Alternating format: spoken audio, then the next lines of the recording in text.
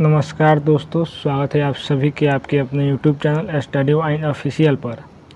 आज के इस वीडियो में बायोलॉजी का दूसरा टॉपिक लेके आए हैं। ये काफ़ी महत्वपूर्ण टॉपिक है, तो इस पूरा वीडियो को ध्यान से अंत तक देखिए। लास्ट में कुछ प्रीवियस ईयर क्वेश्चन भी लेके आए हैं, वह क्वेश्चन आप लोगों को सामने पूछेंगे, आप लोग उसका आंसर बताइएगा। तो चलिए इस वीडियो को शुरू करते हैं बिना किसी देर के। तो कल के वीडियो में हमने पढ़े थे माइक्रोकॉन्ड्रिया क्या है, इसकी खोज किसने की थी। लेकिन आज के इस वीडियो में पढ़ेंगे माइक्रोकॉन्ड्रिया का क्या काम है, और इसी के साथ बहुत सारा टॉपिक है। तो आज का हमारा फर्स्ट टॉपिक है माइक्रोकॉन्ड्रिया। माइक्रोकॉन्ड्रिया को कोशिका का ऊर्जा गृह या इंग्लिश में पावर हाउस कहते हैं, क्योंकि यह ऊर्जा उत्पादन करता है।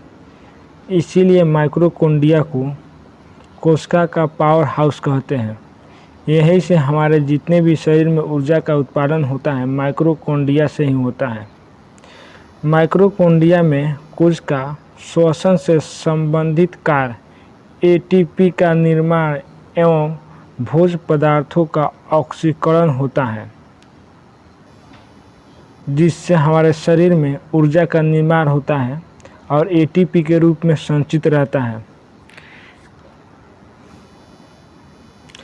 माइक्रोकॉन्ड्रिया का कुछ इस प्रकार का आकार होता है, जिसके अगला टॉपिक है लाइसोसोम। तो लाइसोसोम की खोज क्रिश्चियन डे डुबे ने की थी। लाइसोसोम यह कोशिका के अंदर पाचन का कार्य करता है। लाइसोसोम के अंदर जल अपघटक एंजाइम पाया जाता है। कोशिका के अंदर का कोई अंग यदि काम नहीं करता है तो यह उस अंग को नष्ट कर देता है। यदि पूरी कोशिका काम नहीं करता है तो यह फट जाता है, जिससे पूरी कोशिका नष्ट हो जाती है। इसीलिए इसे आत्महत्या की थैली भी कहा जाता है। तो चलिए कुछ समझते हैं। लाइसोसोम की आत्महत्या की थैली इसलिए कहा जाता है क्योंकि हमारे शरीर में जितना भी प्रकार के कोशिका हैं, वह सभी कोशिका हमारे लिए आवश्यक ही नहीं होता है। कुछ हमारे शरीर में प्रतिदिन खराब कोशिकाएं उत्पन्न होती हैं। अगर वो सभी खराब कोशिकाओं अधिक मात्रा में हो जाए, जिससे हमारी मौत भी हो सकती है और हमारे शरीर और सेहत के लिए काफ़ी खतरनाक होता है।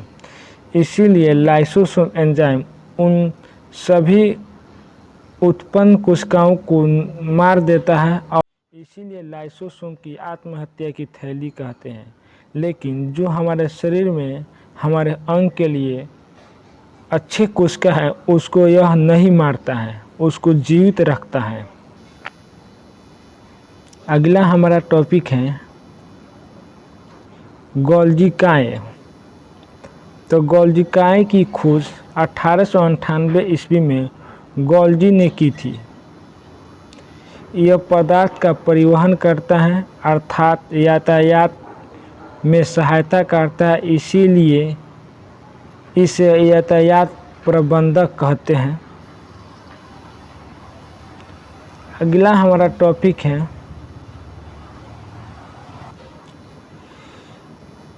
सेंट्रोसोम, जिसको इंग्लिश में तर्काय कहते हैं। सेंट्रोसोम यह केवल जंतु कोशिका में पाया जाता है। सेंट्रोसोम केवल जंतु कोशिकाओं में ही पाया जाता है। यह पादप कोशिकाओं में सेंट्रोसोम नहीं पाया जाता है। यह एक बेलन जैसी रचना है। यह केंद्र के पास मौजूद रहती है। यह कोशिका विभाजन में सहायक करता है। सेंट्रोसोम कोशिका विभाजन में काफ़ी तेज़ी से सहायक करता है और नए नए कोशिकाओं के उत्पन्न होने में अपनी अधिक मात्रा में सहायता देता है। अगला हमारा टॉपिक है रसधानी, जिसको इंग्लिश में वैक्यूल कहते हैं। वैक्यूल या रसधानी यह निर्जीवित रचना है। इसमें तरल पदार्थ भरा रहता है, जो एक ही झिल्ली से घिरा हुआ रहता है, जिसको हम कोशिका झिल्ली भी कहते हैं। रसधानी एक प्रकार का द्रव पाया जाता है जिससे कोशिका रस कहते हैं। कोशिका रस में जल, खनिज, लवण, कार्बोहाइड्रेट इत्यादि पाए जाते हैं। तो कोशिका रस में हमारे शरीर के अंदर जो एक तरल पदार्थ होता है जिसमें जल, लवण, कार्बोहाइड्रेट, प्रोटीन, बहुत सारे पदार्थ पाए जाते हैं, वह एक गाढ़ा द्रव की तरह होता है जिसको वैक्यूल कहते हैं। राजधानी जंतुओं में छोटी होती है तथा पादकों में बड़ी होती है, तो वैक्यूल जंतु तथा पादक दोनों कोशिकाओं में पाई जाती है। यह निर्भर करता है उसके आकार पर। जिस जीव का शरीर जितना बड़ा होता है उसमें इसकी मात्रा उतना ही अधिक होता है, जो कुछ इस प्रकार से रहता है। अगला टॉपिक है हमारा लवण, जिसको हम प्लास्टिड कहते हैं। यह केवल पादप कोशिका में पाया जाता है। यह 3 प्रकार का होता है। प्लास्टिड केवल पादप कोशिकाओं यानी पेड़ पौधों में ही पाया जाता है। यह जंतु कोशिकाओं में नहीं पाया जाता है। प्लास्टिड 3 प्रकार के होते हैं: हरित लवक, अवर्णित लवक, वर्णित लवक। तो हरित लवक को क्लोरोप्लास्ट कहते हैं इंग्लिश में। अवर्णित लवक को कहते हैं ल्यूकोप्लास्ट और वर्णित लवक को कहते हैं क्रोमोप्लास्ट। इंग्लिश भी नाम इसका याद रखिएगा, क्योंकि कभी कभी एग्ज़ाम में हिंदी नाम न पूछकर इंग्लिश नाम ही पूछ देता है। तो ये याद रखने की काफ़ी एक ट्रिक हम बताते हैं, जिसको याद रखिएगा। चल ले चल, चल ले चल, इसको इस ट्रिक से याद रखिएगा, क्योंकि सी से च होता है, च से होता है क्लोरोप्लास्ट, उसके बाद ल से ल्यूकोप्लास्ट और फिर च से होता है क्रोमोप्लास्ट। तो चलिए पहले के बारे में समझते हैं, हरित लवक किसे कहते हैं। तो हरित लवक यह भोजन का निर्माण करता है। यह पत्ती तथा तना में पाया जाता है। इसके अंदर एक हरे रंग का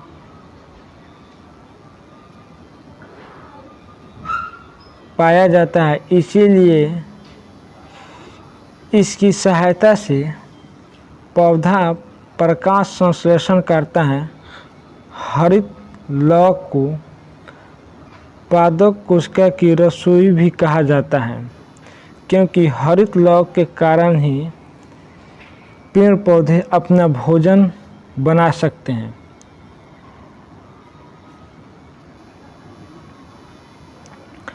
अगला है अवर्णित लवक, जिसको ल्यूकोप्लास्ट कहते हैं। ल्यूकोप्लास्ट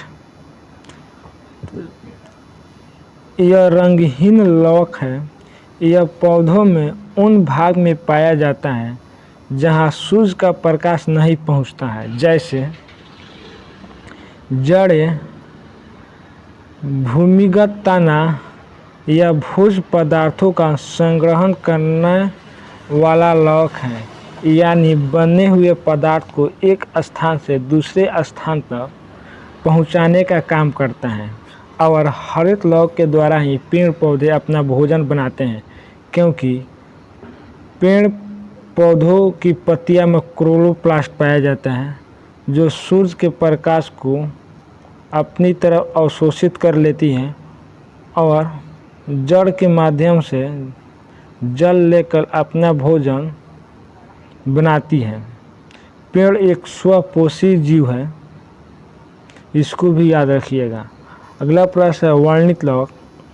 यह रंगहीन लवक होता है। यह लवक रंग प्रदान करता है, जैसे पुष्प, बीज आदि।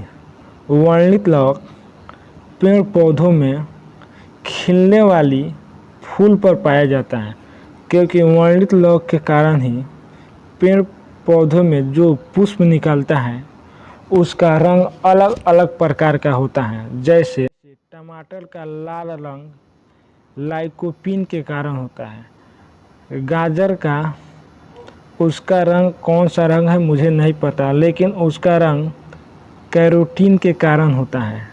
और चुकंदर का लाल रंग किस कारण होता है? विटामिन के कारण चुकंदर का लाल रंग होता है। तो वर्णित लौक के कारण ही पेड़ पौधों में जो फल या पुष्प लगते हैं उसका रंग अलग अलग होता है। यह एक रंगीन लौक होता है।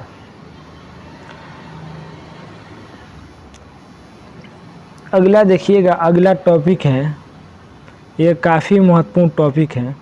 यहाँ से एक प्रश्न जरूर पूछे जाते हैं। इसको हम सीलिया कहते हैं, इसको फ्लेजिया कहते हैं। ये छोटे छोटे इसके ऊपर बाल होते हैं, लेकिन इसमें 2 या 3 या लंबे लंबे बाल होते हैं।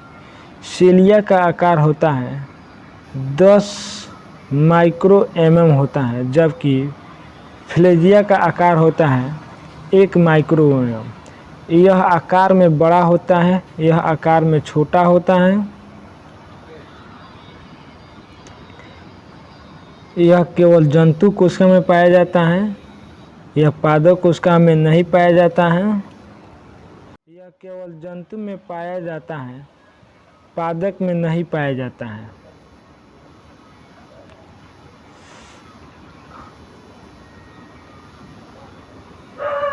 अब एक हमारा टॉपिक है,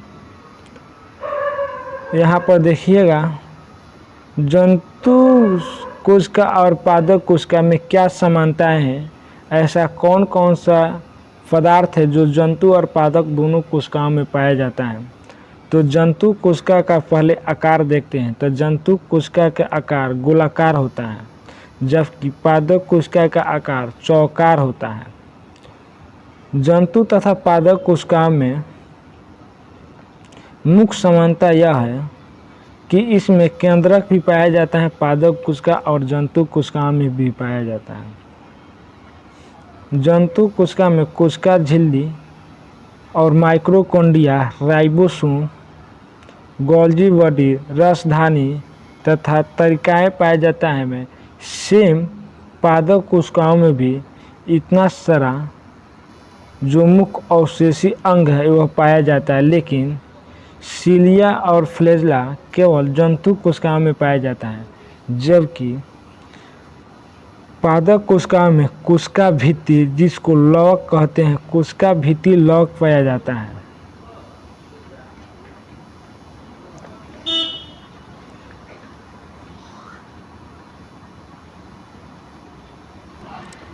अब यूकैरियोटिक कोशिका किसे कहते हैं, प्रोकैरियोटिक कोशिका किसे कहते हैं, क्या अंतर है? तो प्रोकैरियोटिक कोशिका तथा यूकैरियोटिक कोशिका में क्या अंतर है? देखिएगा, प्रोकैरियोटिक कोशिका और यूकैरियोटिक कोशिका।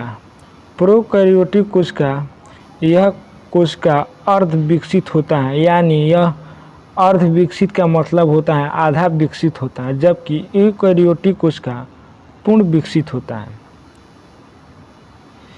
इसमें केंद्रक भी अब विकसित होता है, इसमें केंद्रक पूर्ण विकसित होता है।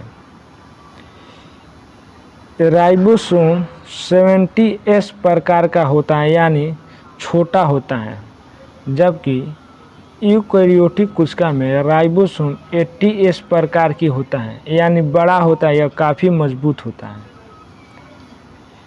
इसमें कोशिका विभाजन नहीं होता है यूकैरियोटिक कोशिका में, जबकि प्रोकैरियोटिक कोशिका में कोशिका विभाजन आसानी से हो जाता है। इसमें श्वसन तंत्र झिल्ली द्वारा होता है, जबकि यूकैरियोटिक कोशिका में श्वसन तंत्र माइक्रोकॉन्ड्रिया द्वारा होता है। अब प्रोकैरियोटिक कोशिका का उदाहरण है जैसे बैक्टीरिया, माइक्रोप्लाज्मा इत्यादि बहुत सारे हैं, लेकिन यूकैरियोटिक कोशिका पौधे और जंतु में पाया जाता है। तो यह यूकैरियोटिक तथा प्रोकैरियोटिक कोशिकाओं में किसमें पाया जाता है, किसमें क्या नहीं पाया जाता है, यूकैरियोटिक कोशिका किसमें होता है, प्रोकैरियोटिक कोशिका किसमें होता है, यह समझ लिए।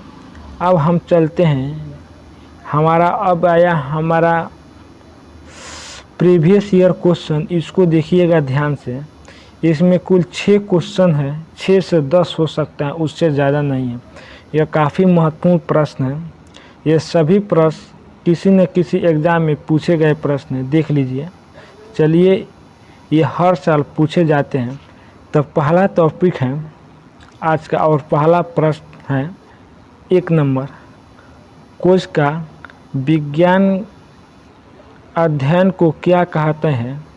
तो कोशिका विज्ञान अध्ययन को क्या कहा जाता है, तो इसको साइटोलॉजी कहते हैं। इसका ऑप्शन नंबर सी सही उत्तर है। अगला है, किस ब्रिटिश वैज्ञानिक ने 1665 में कोशिका की खोज की थी। तो 1665 ईस्वी में कोशिका की खोज सबसे पहले रॉबर्ट हुक ने किया था। ऑप्शन नंबर ए सही उत्तर है। ये कल के क्लास में सभी प्रश्न कराया गया है, आप लोग वो वीडियो ज़रूर देखिएगा। और अगला प्रश्न है आज का, निम्नलिखित में से कौन सी सबसे बड़ी ज्ञात कोशिका है। तो सबसे बड़ी ज्ञात कोशिका शुतुरमुर्ग का अंडा है। ऑप्शन नंबर डी सही उत्तर है। अगला प्रश्न है, कोशिका सिद्धांत का प्रस्ताव देने वाले वैज्ञानिक का नाम बताइए। तो कोशिका सिद्धांत का प्रस्ताव देने वाली वैज्ञानिक 2 थे, एम.जे.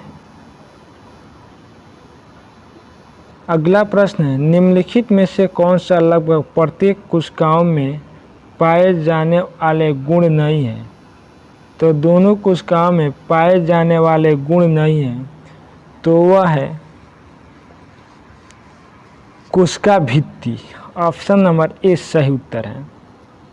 अगला प्रश्न है, पादप कोशिका, वनस्पति कोशिका भित्ति मुख्यतः किससे बनी होती है। तो यह पादप तथा वनस्पति कोशिका भित्ति दोनों सेलुलोज की बनी होती है। ऑप्शन नंबर सी सही उत्तर है।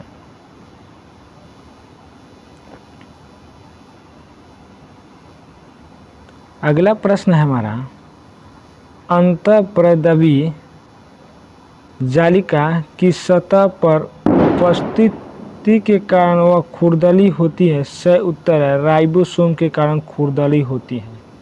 अगला प्रश्न, कोशिका में किस हिस्से में प्रोटीन बनाया जाता है। तो कोशिका में राइबोसोम के हिस्से में प्रोटीन बनाया जाता है। ऑप्शन नंबर सी सही उत्तर है। अगला प्रश्न है, निम्नलिखित में से किस कोशिका अंग को कोशिका की आत्महत्या की थैली या सुसाइड बैग कहा जाता है। तो सुसाइड बैग या आत्महत्या की थैली लाइसोसोम के कहते हैं। ऑप्शन नंबर डी सही उत्तर है। तो आज के वीडियो में हमारा सेल चैप्टर समाप्त हो गया। अगला वीडियो फिर हमारा केमिस्ट्री का रहेगा, और इससे कुछ अलग हटके PDF होगा। उसमें बेसिक डिटेल में लिख दूंगा, क्योंकि उसमें समझाने की कोई ज़रूरत नहीं पड़ेगी, उसमें सभी लोग अपने आप समझ जाएगा। तो मैं उम्मीद करूंगा इस छोटे छोटे वीडियो से आप लोग की तैयारी अच्छे हो सके मेरी सहायता से, और आप सब मिल के अपनी राय हमें कमेंट में बताइए। ये वीडियो पसंद आए ना आए आपके ऊपर है, आप कैसे समझते हैं, लेकिन अगर पसंद आए तो आप कमेंट में ज़रूर बताना यस, और ना पसंद आए तो आप लोगों के लिए डिसलाइक के बटन है, वो भी दबा सकते हैं, बिल्कुल स्वतंत्र है। तो फिर मिलते हैं अगले वीडियो में। जय हिंद।